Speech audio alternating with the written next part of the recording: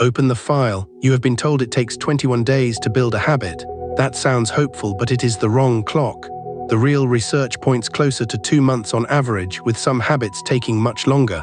And if you are using the wrong clock, day 22 can feel like failure, even when the habit is forming exactly the way the data says it should. This is the 21-day habit myth. By the end of this file, you will know where the number came from, what the Lally habit formation study actually measured, what it does and does not prove, and the simple protocol to use instead. One small behavior, one stable cue, a realistic timeline, and never missed twice. The myth is everywhere because it is a perfect little promise. 21 days fits on a journal cover. It fits inside a challenge. It makes behavior change feel clean. Suffer for 3 weeks, then the new version of you takes over. But clean is not the same as true. The 21-day rule was not measured in a habit study. It came from a very different observation.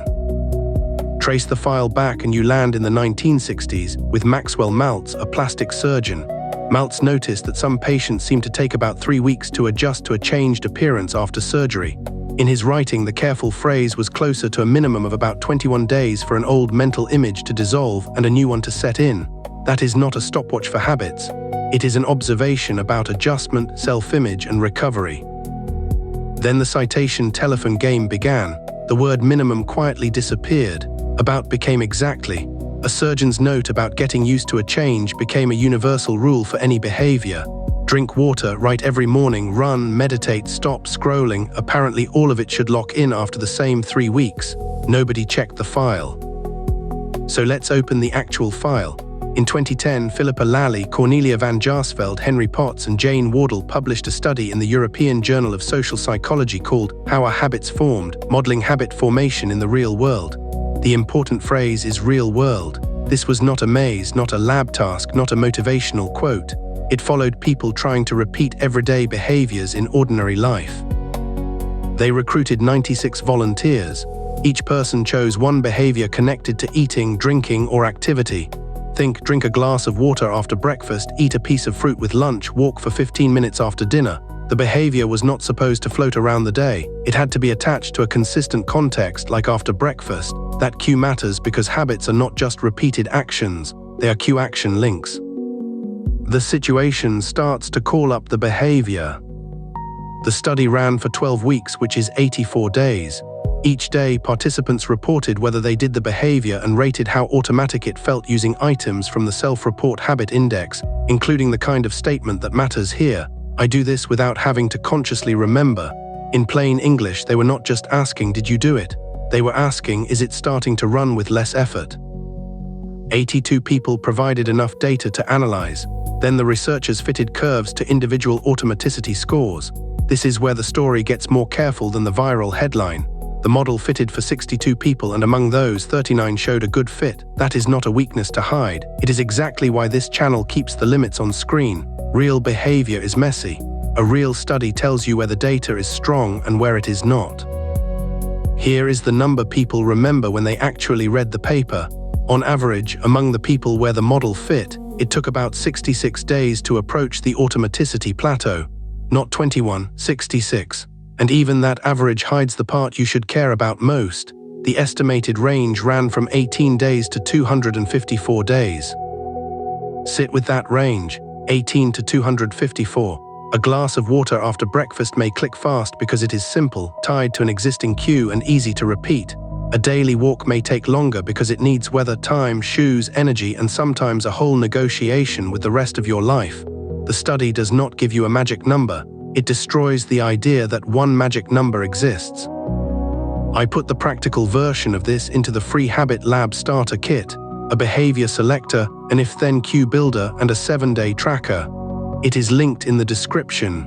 Use it before you buy anything because the first job is to test one behavior in your real life.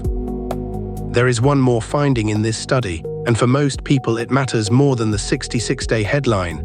Missing one opportunity did not significantly affect the habit formation process. One missed day was not a reset button. The curve kept climbing. The people who struggled were not the ones who missed once. The bigger problem was being very inconsistent overall. That is a direct hit on the streak panic.